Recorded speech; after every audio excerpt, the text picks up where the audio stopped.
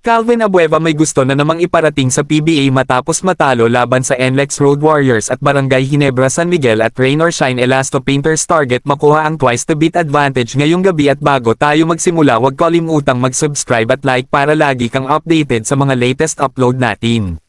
Salamat! Matapos ang naging laban ng Converge Fiber Xers at ng NLEX Road Warriors at ang naging pagkakatalo ng Converge Fiber Xers ay nangangahulugan na hindi na makakapasok sa quarterfinals round ang Converge Fiber Xers dahil hindi na aabot sa kailangan na panalo ang panalo na meron ang Converge at sa naging resulta din ng laro may pahayag na naman ang Converge Fiber Xers veteran na si Calvin Abueva tungkol sa naging comparison ng laro ng Converge at NLEX ayon kay Calvin Abueva na mas madaming free throw daw na binigay ang mga referee sa NLEX Road Warriors kaysa sa Converge Fiber Xers na naging dahilan ika ng pagkatalo nila at pagkakatanggal sa contention para sa playoffs ng Commissioner's Cup.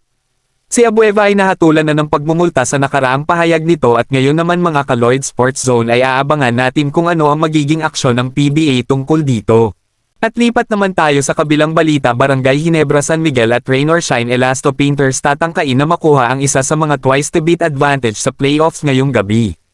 Maghaharap ang Ginebra at Rain or Shine para sa isang top 4 finish ang paglalaban hawak ng Barangay Ginebra San Miguel ang 7 wins at 3 talo bago sasabak ngayong gabi at hawak naman ng Rain or Shine Elasto Painters ang 8 wins at 2 talo ngayon.